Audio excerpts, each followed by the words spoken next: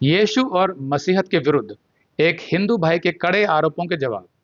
इस वीडियो का जो पहला भाग है उसमें हमने दिखाया था कि हमारे मिनिस्ट्री से जुड़े एक भाई हैं अनिल कोयरी, जो पहले हिंदू धर्म से थे। उनका हमने एक इंटरव्यू लिया था आज से 2 साल पहले, जिसमें उन्होंने बताया कि वो दुर्गा, हनुमान, काली इत्यादि देवी देवताओं की पूजा करते थे। फिर उसके बाद उनके ऑफिस में एक मसीही लड़की आई, जहाँ से उन्होंने मसीहत को समझा।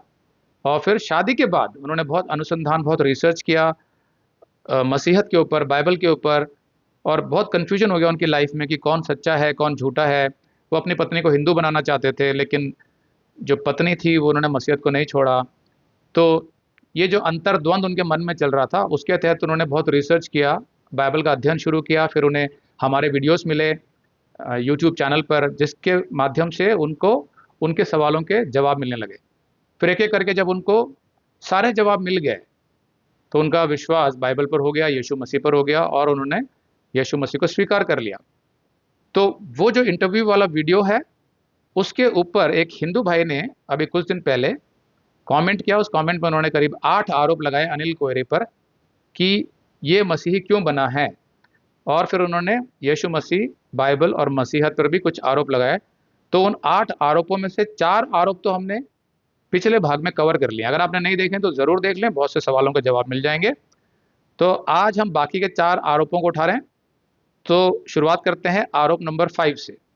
फिर उस हिंदू भाई का सवाल था कि अगर यीशु अपनी मृत्यु के तीसरे दिन जीवित होता था, तो फिर वो रोमी हाकिम पुंतियुस पिलातुस के सामने प्रकट क्यों नहीं हुआ, ताकि साबित हो सके कि वो परमेश्वर का पुत्र है। एक बात तो माननी पड़ेगी कि इस हिंदू भाई ने अपना समय खर्च करके कुछ बातें तो मालूम की हैं बाइबल से, लेकिन ये भी हो सकता है कि इस भाई ने सब कुछ गूगल से कॉपी किया हो। क्योंकि आजकल गूगल पर अगर आप सर्च करेंगे, उसमें कुछ कीवर्ड्स डालेंगे, फैलेसीज of the Bible, challenging the Bible इत्यादि, तो आपको बहुत से ऐसे आर्टिकल्स मिल जाएंगे जिसमें बाइबल से संबंधित कुछ ऐसे सवाल होंगे जिनको ऊपरी तौर पर देखने पर लगेगा कि बाइबल तो मन गढ़ंत कहानियों का संग्रह है।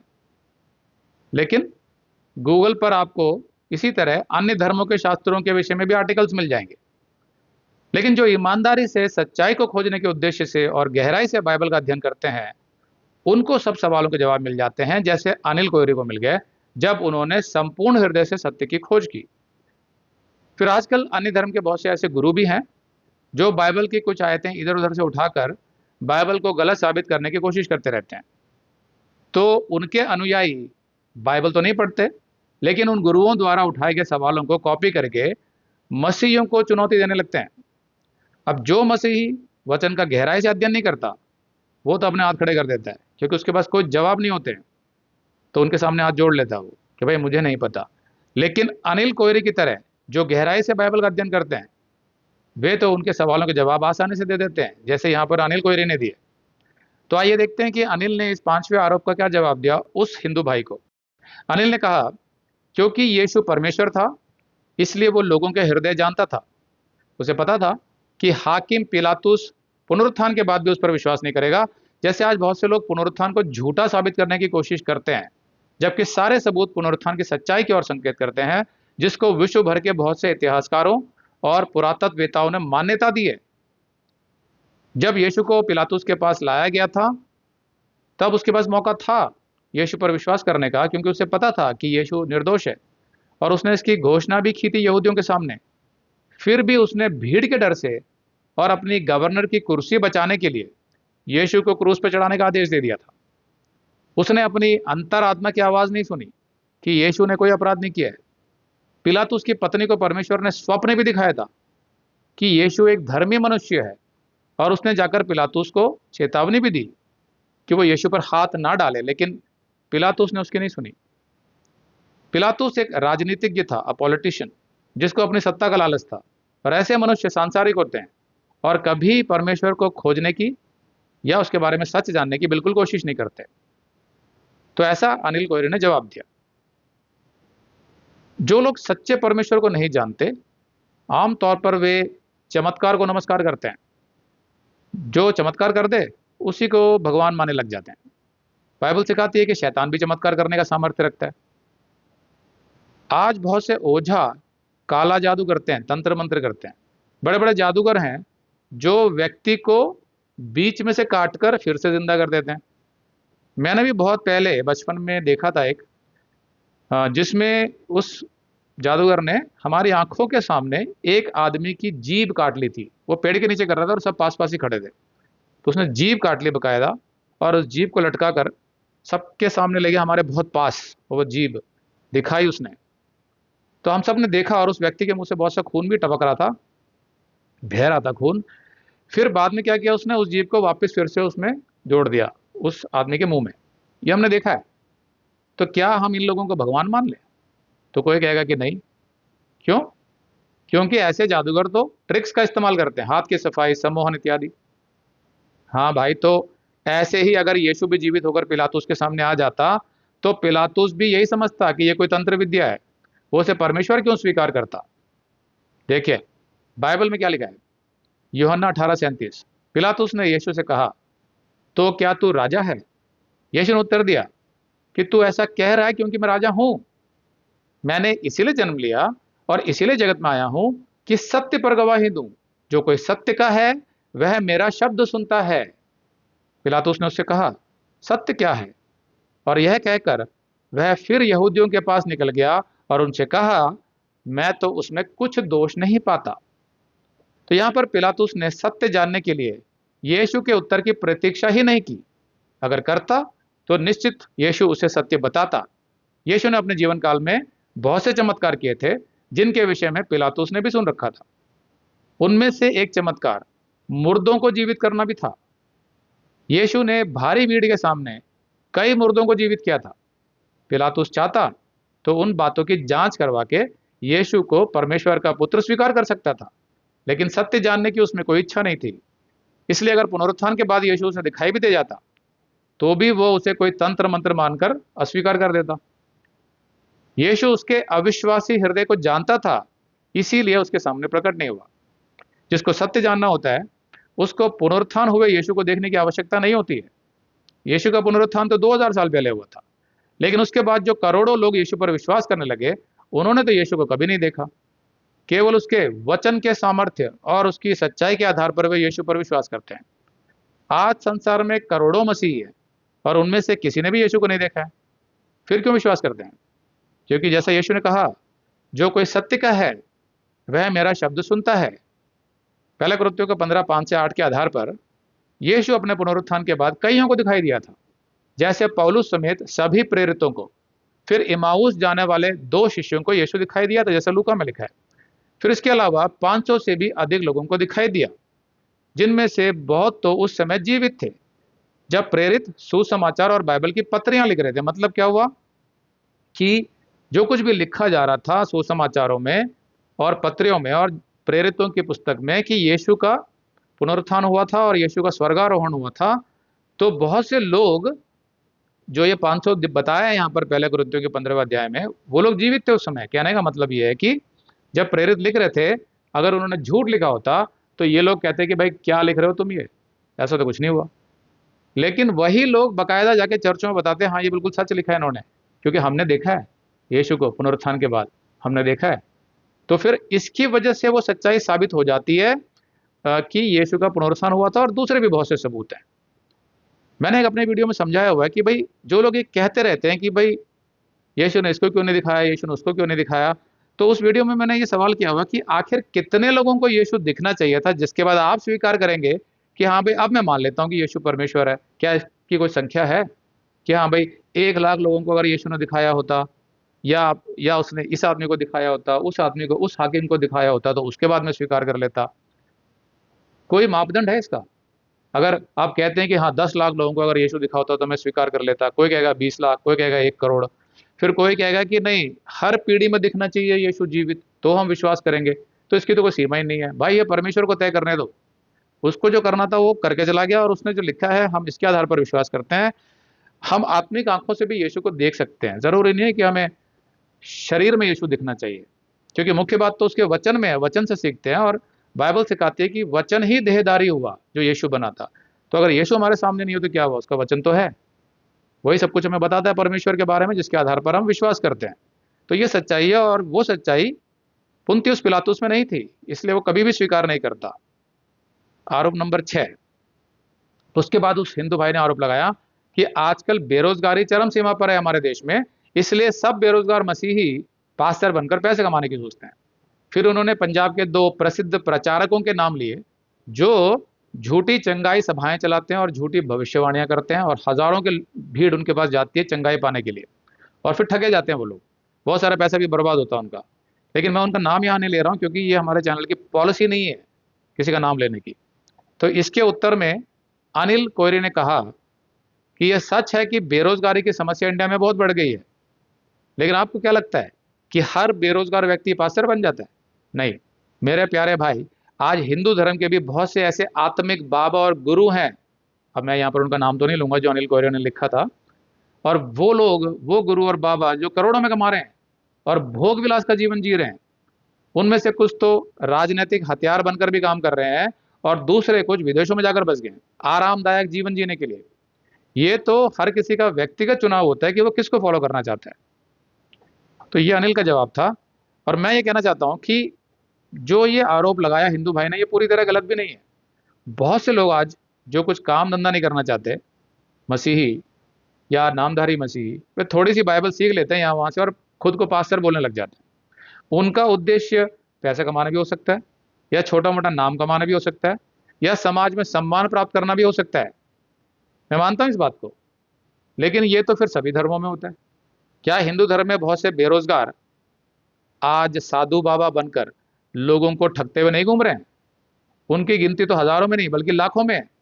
वे तो इंडिया के हर शहर, हर गांव, हर गली में मिल जाएंगे आपको, कि एक विशेष तरह के कपड़े पहन लेते हैं, गले में माला वाला लटका लेते हैं, बहुत कुछ हाथ में बांध लेते हैं, माथे में कुछ निशान लगा लेते हैं, फिर जाते हैं गलियों में, सड़कों पे और पैसे मांगते हैं। तो फिर उनके बारे में आपको क्या कहना है भाई? वहां तो आप चुप हो जाते हैं। और फिर जिस मिनिस्ट्री की आपने बात करी है, जिन दो मिनिस्ट्रीज की पंजाब की, जहाँ हजारों की भीड़ इकट्ठी होती है, आपको शायद ये पता नहीं कि वो गलत मिनिस्ट्रीज अगर हैं तो कुछ सच्ची मिनिस्ट्रीज भी हैं, अच्छी मिनिस्ट्रीज भी हैं, जो परमेश्वर का वचन ईमानदारी से और सच्चाई से सिखाते हैं और स्पष्ट रूप से सिखाते हैं, और वो कोई ढोंग नहीं करते चंगाई का, चमत्कारों का या भविष्यवाणियों का। उनसे आपका पाला कभी पड़ा नहीं। भाई साहब, आपने अभी सच्ची मसीह को जानने की कोशिश भी नहीं की है। वैसे सच बताऊं तो आपने अपने धर्म की सच्चाई जानने की भी कोशिश नहीं की है, क्योंकि अगर आपने करी होती ऐसी कोशिश तो निश्चित आपको अपने धर्म की सभी खामियां दिखाई दे जाती। फिर आप बाइबल पर लांछन लगाने से पहले 100 बार सोचते। आरोप नंबर 7। फिर उस हिंदू भाई का आरोप है कि इजराइल, जहां यीशु का जन्म हुआ था, वो एक यहूदी राष्ट्र है और वहां के सब लोग, सब यहूदी मूर्ख होते हैं। तो इसके जवाब में अनिल ने कहा कि भाई आप कंफ्यूज हो रहे हैं, क्योंकि यहूदी होने और मसीही होने में अंतर है। यीशु को अपना उद्धारकर्ता स्वीकार करना तो एक व्यक्तिगत निर्णय है। एक सच्चा मसीही वही होता है जो बाइबल में लिखी यीशु की शिक्षाओं पर चलता है। सच तो यह है कि इजराइल के ज्यादातर यहूदी यीशु को अपना उद्धारकर्ता नहीं मानते, मतलब वे मसीही नहीं है, दे आर नॉट क्रिश्चियंस। तो फिर आप इजराइल के यहूदियों और मसीहत में या मसीहियों में तुलना क्यों कर रहे हैं? दोनों अलग अलग बातें हैं भाई। हाँ, ये बात सही है कि मसीहत इजराइल से ही शुरू हुई थी, और यही इस बात का सबूत है कि बहुत से यहूदियों ने उस समय यीशु पर विश्वास कर लिया था और वे मसीही बन गए थे। आज बहुत से लोग यीशु मसीह पर विश्वास इसलिए नहीं करना चाहते क्योंकि उन्हें मसीहत मूर्खता लगती है। लेकिन बाइबल सिखाती है पहले कुरिन्थियों के 1:18 में, क्योंकि क्रूस की कथा नाश होने वालों के लिए मूर्खता है, परंतु हम उद्धार पाने वालों के लिए वह परमेश्वर का सामर्थ्य है। तो ये अनिल कोयरे का जवाब था। और मैं कहना चाहता हूं कि अगर वो हिंदू भाई मुझे कहीं मिले तो मैं उनसे ये जरूर पूछना चाहूंगा कि उन्होंने यहूदियों को, यानी इजराइल के निवासियों को मूर्ख क्यों कहा, किस आधार पर? ये जो लिंक आप स्क्रीन पर देख रहे हैं ना, ये विकिपीडिया का लिंक है। आप इसमें जाकर पढ़िए कि इजराइल एक परिष्कृत और संपन्न देश है, उसकी अर्थव्यवस्था बहुत विकसित है, इजराइल के पास एक शक्तिशाली आधुनिक सेना है, इजराइल की परमाणु हथियारों की क्षमता कई पश्चिमी देशों को टक्कर देती है।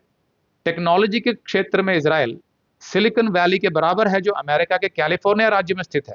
बड़ा फेमस सिलिकॉन वैली, जहां सॉफ्टवेयर का काम होता है। स्टार्टअप कंपनीज की संख्या में इजराइल अमेरिका के बाद दूसरा सबसे बड़ा देश है विश्व में। सूचीबद्ध कंपनियों की संख्या में अमेरिका और चीन के बाद इजराइल का ही नाम आता है। इंटेल, माइक्रोसॉफ्ट और एप्पल जैसी अमेरिकी कंपनियों ने इजराइल में अपनी पहली विदेशी अनुसंधान और विकास सुविधाएं बनाई। IBM, Google, Hewlett Packard, Cisco systems, Facebook और मोटोरोला जैसे 400 से अधिक हाईटेक बहुराष्ट्रीय निगमों ने पूरे इजराइल में अनुसंधान एवं विकास केंद्र खोले हैं। और भी बहुत कुछ है इजराइल के विषय में बताने को, लेकिन समय का अभाव है। मुझे समझ नहीं आता कि कोई भी यहूदियों को मूर्ख कैसे कह सकता है जब तक कि वो खुद मूर्ख ना हो। हाँ, अगर उस भाई ने किसी और कारण से यहूदियों को मूर्ख कहा हो तो उन्होंने यहाँ उस बात को स्पष्ट तो नहीं किया है। जो लोग सोचते हैं कि यहूदी और मसीही तो एक ही हैं, वे बिल्कुल गलत सोचते हैं, क्योंकि दोनों के विश्वास बिल्कुल अलग हैं। हाँ, ये जरूर सच है कि मसीहत की जड़ें यहूदी मत से ही जुड़ी हुई हैं, लेकिन आज यहूदी जो विश्वास करते हैं वो मसीहियों के विश्वास से बिल्कुल अलग है।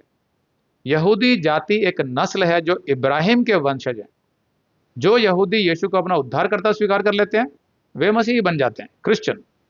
लेकिन आज इजराइल के ज्यादातर यहूदी मसीही नहीं है, उल्टा वे यीशु मसीह को पाखंडी कहते हैं। तो फिर यहूदी और मसीही एक कैसे हुए भाई? बाइबल के हिसाब से तो आज के यहूदी अविश्वासी लोग हैं। आरोप नंबर 8, ये आखिरी आरोप है उस हिंदू भाई का। वे लिखते हैं, लोग जो कहते हैं कि उन्हें मसीहत में शांति मिलती है वो सही है, क्योंकि हर प्रकार के पाप करके, जैसे गर्भपात, हत्या, फरेब, धोखा, व्यभिचार इत्यादि, फिर उनको क्षमा चाहिए मन के अंदर। तो इसलिए अब चर्च उन्हें ये शांति दे देता है, ये बताकर कि अगर वे यीशु को अपना उद्धारकर्ता स्वीकार कर लेते हैं तो उनके सभी पाप क्षमा हो जाएंगे, जो कि हिंदू धर्म के कर्म के सिद्धांत के बिल्कुल विपरीत है। अब जिसको मसीहत में शांति मिलती है अपने पापों की क्षमा प्राप्त करके, वो ले लें, हमें कोई आपत्ति नहीं है। लेकिन हिंदू धर्म को नीचा दिखाने की कोई जरूरत नहीं है। ये चंद पास्टर कुछ पैसों और फॉरेन ट्रिप्स के खातिर अपना धर्म तो क्या, अपनी माँ को भी बेच देंगे एक दिन। शर्म आनी चाहिए ऐसे लोगों को। यह उस हिंदू भाई का आरोप है। तो इसके जवाब में अनिल ने कहा, आपने ठीक कहा भाई कि यीशु को स्वीकार करने से शांति मिलती है, क्योंकि मसीहत में आशा है, होप, जो अन्य कोई धर्म नहीं दे सकता।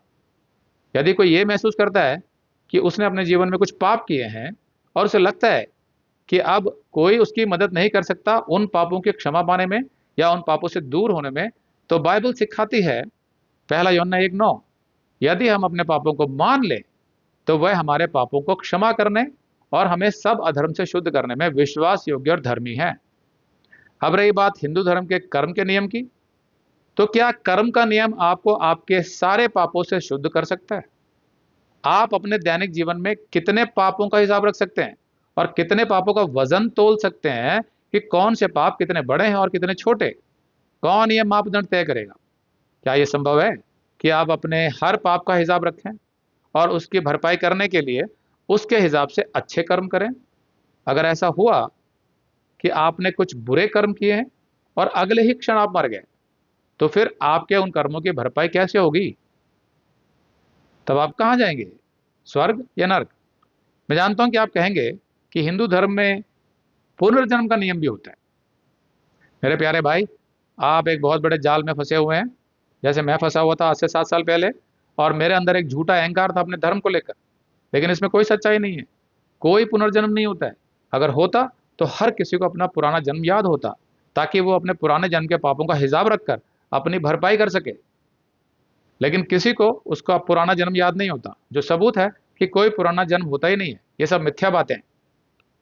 आपकी बातों से ऐसा लगता है भाई कि आप एक पढ़े लिखे व्यक्ति हैं, तो आप ऐसा क्यों नहीं करते कि आप अपने धर्म शास्त्रों को मानव इतिहास के दृष्टिकोण से पढ़ें, मात्र कहानी के तौर पर नहीं, और फिर बाइबल को भी उसी ऐतिहासिक दृष्टिकोण से पढ़ें और फिर दोनों की तुलना करके देखें। आपको अपने आप दोनों में अंतर समझ आ जाएगा। बाइबल में लिखा है यूहन्ना 8:32 में, और तुम सत्य को जानोगे और सत्य तुम्हें स्वतंत्र करेगा। यीशु ने कहा यूहन्ना 14:27 में, मैं तुम्हें शांति दिए जाता हूं, अपनी शांति तुम्हें देता हूं, जैसा संसार देता है मैं तुम्हें वैसी शांति नहीं देता। तुम्हारा मन ना घबराए और ना डरे। फिर अंत में अनिल ने कहा, मेरी प्रार्थना आपके साथ है मेरे भाई, कि प्रभु यीशु मसीह आपको उद्धार का सही मार्ग दिखाए। आमीन। तो यहां पर अनिल के जवाब खत्म हो गए। तो सबसे पहले तो मैं ये स्पष्ट कर देना चाहता हूं कि अनिल ने अपने पूरे इंटरव्यू में कहीं पर भी हिंदू धर्म को नीचा नहीं दिखाया। उन्होंने तो बस अपने जीवन का अनुभव ईमानदारी से साझा किया है। हाँ, ये ज़रूर है कि जब भी आप किसी धर्म की कुछ सच्चाइयों को खुलकर बताते हैं, तो कट्टरवादियों को बहुत बुरा लगता है, क्योंकि उनके अंदर सत्य नहीं होता, अहंकार होता है, इसलिए वे दूसरों की सुनना नहीं चाहते। यहाँ हिंदू भाई का जो आरोप है कि कुछ पास्टर पैसों के लालच में और फॉरेन ट्रिप्स के लालच में अपनी माँ तक को बेच सकते हैं, मेरा उस भाई से सवाल है कि जैसे मैंने पहले बताया कि उस हिसाब से सबसे ज़्यादा तो हिंदू बाबा और साधु हमारे देश में घूमते रहते हैं लोगों को ठगने के लिए, बेकार में वो पैसे मांगते रहते हैं। फिर आपको क्या लगता है कि धर्म के नाम पर मंदिरों में जो करोड़ों रुपया सोना चांदी रोज आता है, क्या उसमें कोई भ्रष्टाचार नहीं होता, कोई हेराफेरी नहीं होती? जितने बाबा और गुरु आज जेल में हैं, जिन पर बलात्कार और हत्या के आरोप हैं, धन की हेराफेरी का आरोप है, वे अपने लालच में किसको बेचते होंगे आपके हिसाब से? क्या आप उनके बारे में कुछ कहना चाहेंगे, या सिर्फ मसीहत की गलतियां ढूंढते रहेंगे? देखिए, हर धर्म में धर्म का गलत उपयोग करने वाले भी मिलेंगे और सही उपयोग करने वाले भी मिलेंगे, चाहे वो मसीहत हो या फिर कोई और धर्म। इसलिए आपका यह आरोप एक तरफा है, बेबुनियाद है। आपको निष्पक्ष होकर मूल्यांकन करना चाहिए। लगता है आपका पाला कभी किसी अच्छे और सच्चे मसीह से नहीं हुआ है, किसी अच्छे पास्टर से शायद आप कभी नहीं मिले हैं, या हो सकता है आप मिलना ही ना चाहते हो, क्योंकि आपको डर है कि मसीहत के विषय में जो गलत धारणाएं आप पालते रहते हैं अपने दिल में, वो खंडित ना हो जाए और आपको मसीहत एक अच्छी रोशनी में ना दिखाई देने लग जाए। देखिए, जहां तक बात है सब पापों से क्षमा मिलना और फिर शांति मिलना, जिस तरीके से आप उसको समझा रहे हैं, ऐसा लगता है कि मसीही जो है एक आसान रास्ता अपना रहे हैं कि भैया यीशु को स्वीकार कर लो, मैं यीशु पे विश्वास करता हूँ, तो आपके सारे पाप क्षमा हो गए, शांति मिल गई। शांति कोई ऐसी चीज़ नहीं होती, वो वास्तव में महसूस होनी चाहिए। और पता है बाइबल क्या सिखाती है? बाइबल ये सिखाती है कि सिर्फ ये बोलने से कि मैं यीशु पर विश्वास करता हूँ, मेरे पाप क्षमा कर दो, किसी के पाप क्षमा नहीं होते। परमेश्वर पहले आपका हृदय देखता है कि क्या आप सच्चे मन से अपने पापों से मन फिरा रहे हैं। क्या आपके मन में अब ये इच्छा आ गई है कि मैं दोबारा पाप नहीं करना चाहता, चाहे वो झूठ बोलना हो, चोरी करना हो, शराब पीना हो, या व्यभिचार करना हो, या रिश्वत देनी हो, ऐसा कोई भी छोटे से छोटा पाप भी मैं नहीं करना चाहता। ऐसा परमेश्वर आपका हृदय पहले देखेगा कि उसमें सच्चाई आ चुकी है, और तब आप क्षमा अगर मांगेंगे तो ही आपको क्षमा मिलेगी, पहली बात। दूसरी बात, बाइबल ये सिखाती है कि जब आप क्षमा मांग लेते हैं तो उसके बाद परमेश्वर ये नहीं कहता चलो भाई तुम्हारे सारे पाप मैंने क्षमा कर दिया, अब जैसे मर्जी जियो, जो मर्जी पाप करो, भोग विलास में जियो। नहीं, शायद आपको किसी ने बताया नहीं है कि जो क्षमा मांगता है सच्चे मन से और यीशु को स्वीकार करता है, वो उसके बाद एक पवित्र जीवन जीने की कोशिश करता है परमेश्वर के वचन के आधार पर। सारा भोग विलास, सारी शराब, जुआ, दोस्तों के साथ भद्दे मजाक, टीवी, फिल्में, ये सब छोड़ देता है वो। व्यभिचार करना, लड़कियों की फोटो देखना, लड़कियों की बातें करना, ये सब छोड़ देता है भाई। तो वो ऐसा जो करने की इच्छा रखेगा मन में, उसी को क्षमा मिलती है परमेश्वर से, क्योंकि वो देख सकता है कि ये सच में क्षमा मांग रहा है। आपने तो मसीहत को ऐसा बना दिया कि परमेश्वर से जाके झूठ बोल दो कि मैं क्षमा मांगता हूं, मुझे क्षमा कर दो और मुझे शांति दे दो। जैसे शांति को ऐसी चीज है जो मार्केट में मिलती है।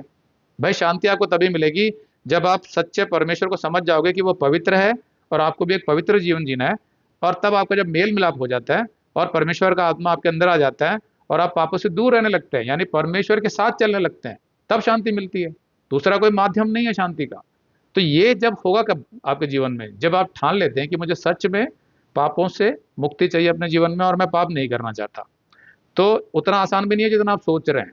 रही बात कर्मा की, जो आप हिंदू धर्म के बारे में बता रहे हैं कि बुरे कर्म के बदले अच्छे कर्म कर दिए तो बुरे कर्म कट गए, क्या आपने किसी अदालत में, किसी कोर्ट में ऐसा देखा है कि एक मनुष्य को किसी जुर्म के लिए बुलाया गया कटघरे में, हत्या का, बलात्कार का, किसी भी चीज़ का, और वो मनुष्य अपने अच्छे कर्मों की लिस्ट गिना रहा है कि देखो मैंने अच्छे कर्म भी तो बहुत सारे किए हैं, तो मुझे क्षमा कर दो, छोड़ दो मुझे? क्या अदालत छोड़ देती है? वो कभी भी न्याय नहीं होता। तो फिर ये जो कर्म का जो सिद्धांत है आपका, ये कहाँ तक न्याय संगत है? इसमें कोई तर्क ही नहीं है। अपराधी को तो दंड दिया ही जाता है, भले ही उसने कितने भी अच्छे काम किए हों, लेकिन उसको उसके बुरे कामों के लिए दंड दिया जाता है। यही बात परमेश्वर कहता है कि मुझे अपने अच्छे काम मत दिखाओ, क्योंकि अच्छे कर्मों के लिए तो मैंने बनाया था तुम्हें। क्या बता सकते हैं कि जब ये पता ही है कि बुरे कर्मों के बुरे परिणाम कर्म के सिद्धांत के आधार पर इसी पृथ्वी पर मिलेंगे, तो फिर मनुष्य बुरे काम करता ही क्यों है? क्या उसको शौक है कि मैं बुरे काम करूंगा, फिर मेरा एक्सीडेंट होगा, मुझे बीमारी आएगी या और कोई दिक्कत होगी मेरे लाइफ में? क्या वो जानबूझ कैसे करता है? नहीं ना। तो फिर कर्म का सिद्धांत वहाँ फेल हो जाता है। आपने कभी ये सोचा है कि अगर बुरे कर्मों का बुरा परिणाम होता है तो भी मनुष्य बुरे काम करता क्यों है? क्या आप बता सकते हैं कि बुरे काम उसके मन में जो बुराई है, जो पाप है, वो आता कहाँ से है? क्या आपके किसी ग्रंथ ने ये जवाब दिया है? सिर्फ बाइबल सिखाती है। वो जो पहला पाप मनुष्य ने किया था, पहले मनुष्य ने, वहां से स्थानांतरित होकर वो हर मनुष्य में गया, और हर मनुष्य में जन्म से ही पाप का स्वभाव है, जिसकी वजह से वो पाप करता है। आपके किसी ग्रंथ में ये नहीं मिलेगा कि जब बुरे कर्म का बुरा नतीजा पृथ्वी पर ही होता है और भयंकर भी हो सकता है, फिर भी मनुष्य बुरा कर्म क्यों करता है? परमेश्वर ने मनुष्य को सिर्फ अच्छे कर्मों के लिए बनाया था, और क्योंकि उससे पाप हो जाते हैं, इसीलिए परमेश्वर अपना आत्मा देता है ताकि वो बुरे कर्म ना करे। अपनी समझ, अपनी बुद्धि से वो चलेगा तो उसके अंदर जो पाप का स्वभाव है, उसकी वजह से वो अक्सर बुरे कर्म करेगा, उसको पता भी नहीं चलेगा। आपको पता भी नहीं चलेगा कितनी जगह पर आप संसार में अपना फायदा, अपने लालच में अपना काम निकालने के लिए झूठ बोल रहे हैं, पता ही नहीं चलेगा आपको। ऐसे हर जगह पर कोई ना कुछ गलत काम आप कर रहे होते हैं जो आपको पता भी नहीं चलेगा। कहने का मतलब है कि अगर आपको उन सब बुराइयों से बचना है और जानना है कि सीधा सच्चा मार्ग क्या है, परमेश्वर का रास्ता क्या है, तो आपको यीशु मसीह के पास आना पड़ेगा। दूसरा कोई मार्ग नहीं है। आज जितने भी अपराध हो रहे हैं, यूट्यूब पर आप देखेंगे एक के बाद एक बलात्कार के केस अभी भी चल रहा है, कोलकाता में हत्या के केस, इनमें जो अपराधी पकड़े जा रहे हैं, अगर आप देखें कि वो मसीही हैं या हिंदू, तो आपको अपने आप पता चल जाएगा कि वो किस धर्म से हैं। बाइबल सिखाती है कि पाप के स्वभाव से मुक्ति पाने के लिए मनुष्य को परमेश्वर का पवित्र आत्मा चाहिए, जो उसके अंदर स्थायी रूप से वास करे और हर क्षण उसका मार्गदर्शन करे और उसे पापों से दूर रखे। और परमेश्वर का आत्मा सिर्फ यीशु मसीह दे सकता है, क्योंकि उसी ने क्रूस पर हमारे पापों का दंड भुगत कर परमेश्वर के सामने हमें धर्मी ठहराया, राइटियस, और परमेश्वर से हमारा मेल मिलाप कराया। अगर आपको वास्तव में अच्छे काम करने हैं और पाप से दूर रहना है, तो यीशु को अपना एकमात्र परमेश्वर और उद्धारकर्ता स्वीकार करना होगा। याद रखिए, यीशु ने कोई धर्म नहीं बनाया जैसा आप सोचते हैं। यीशु सब मनुष्यों के लिए आया था, कोई भी उसे स्वीकार कर सकता है। मैं समझता हूं कि जहां उस हिंदू भाई के आरोप तर्कसंगत थे, वहीं अनिल के जवाब भी अर्थपूर्ण और सटीक थे। सबसे अच्छी बात तो यह है कि अनिल के मन में उस भाई के लिए कोई बुरी भावना नहीं थी, कोई रंजिश नहीं थी, क्योंकि अनिल जानते हैं कि 7 साल पहले वो भी उस भाई की तरह ही सोचते थे, जब तक कि उन्होंने सच्चे मन से खोजते हुए यीशु मसीह को नहीं पा लिया। अनिल ने सभी जवाब बहुत नम्रता से दिए, जो एक सच्चे मसीह की निशानी है। जो लोग अभी यीशु मसीह को नहीं जानते, उन पर क्रोध करने या उन पर पलटवार करने का ना तो कोई लाभ है और ना ही कोई आवश्यकता, क्योंकि वे तो सच्चे परमेश्वर को नहीं जानते और इसलिए अज्ञानता के अंधकार में भटक रहे हैं। हमें तो हर किसी तक यीशु का संदेश प्रेम और नम्रता से पहुंचाना है। जब वो मनुष्य यीशु को जान जाएगा, तो अपने आप सच समझ जाएगा, जैसा अनिल समझ गए। आमीन।